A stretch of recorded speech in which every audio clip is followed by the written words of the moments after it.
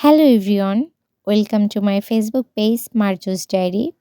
২০২৬ সালে আরও একটা হুট করে বের হওয়ার ভিডিও। তো কী অবস্থা সবার? আজকের কোনো প্ল্যান ছাড়াই বাসা থেকে বের হয়েছি আমি আর আমার বান্ধবী। কোনো প্ল্যান ছিল না, কোথায় যাব কোনো কিছুই ঠিক করা ছিল না। তারপর গাড়িতে বসে আমরা ডিসাইড করলাম যে কোথায় যাওয়া যায়। হুট করে মাথায় আসলো যে চল কলেজে যাই, কারণ অনেক দিন হয়ে গেল কলেজে যাওয়া হয় না। যেরকম ভাবা সেরকমই কাজ, আমরা ডিরেক্ট কলেজেই চলে আসি। তো ঢুকতেই একটু অন্যরকম লাগছিল, আর এখানে একটা ব্যানার ছিল যে পাথরঘাটায় কোথায় কোথায় ঘুরতে যাওয়া যায়, সেই পর্যটনের ছবি দেওয়া ছিল। একটু অন্যরকম লাগছিল চারপাশটা, মনে হয় অনেক দিন পর আসছি সেই জন্য হতে পারে। তো সেই আগের গাছগুলোতেই আবার নতুনভাবে ফুল ফুটছে। কলেজ ক্যাম্পাসে ঘুরে দেখার মতন তেমন কিছুই নেই, কিন্তু সবথেকে আকর্ষণীয় জায়গা হচ্ছে এই ফুলের গাছটা।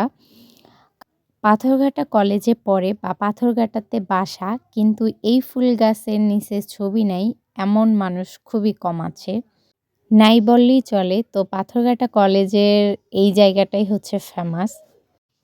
এখানে ছবি কার কার তোলা নাই তারা কিন্তু কমেন্টস করতে পারেন। আমি আর আমার ফ্রেন্ড একটু ঢং করছিলাম আর বলতেছিলাম যে দেখ, এখানে অনেকেরই ছবি আছে, আমরা বেশি একটা তুলিনি, চল আজকের ছবি তুলি। তো এখানে কিছুক্ষণ দাঁড়িয়ে ছবি তুলে আমরা ওখান থেকে বের হয়ে যাই। আমরা বেশিক্ষণ টাইম এখানে থাকতে চাইনি, কারণ ভাবলাম যে দেখি এখান থেকে বের হয়ে কোথায় যাওয়ার ইচ্ছে জাগে সেখানেই যাব।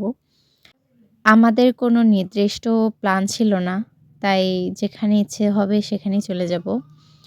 তো বাংলাদেশি পতাকাকে বাই জানিয়ে তানজিম বলল যে চলো শিশু পার্কে যাই, কারণ ও এখানে নাকি কখনো আসেনি। আর এখানে আমরা ঢং করছিলাম, আমি এই জামাটা নিজের হাতে বানিয়েছি, তাই ও বেশি মজা নিচ্ছিল যে গাইস দেখেন ড্রেসটা কেমন হয়েছে, এটাই বলতেছিল। তারপর ওখান থেকে চলে আসি পেটুকে খেতে, কিন্তু দুর্ভাগ্যজনক পেটুক তখন খোলেইনি।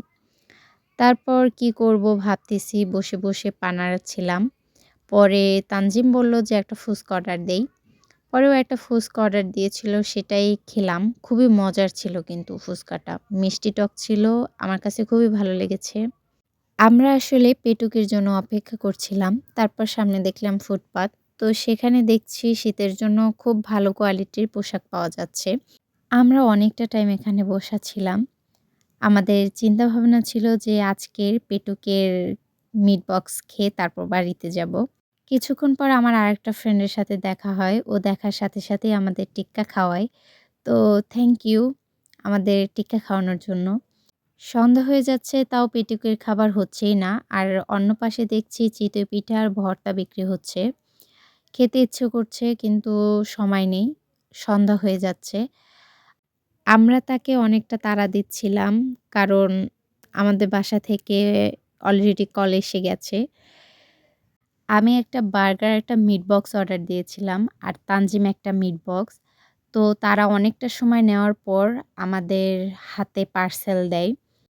তারপর তাড়াহুড়ো করে আমরা ওখান থেকে বাসার উদ্দেশ্যে চলে যাই। তো ভিডিওটা এ পর্যন্তই। সবাই ভালো থাকবেন, সুস্থ থাকবেন আর বেশি বেশি লাইক কমেন্ট করবেন।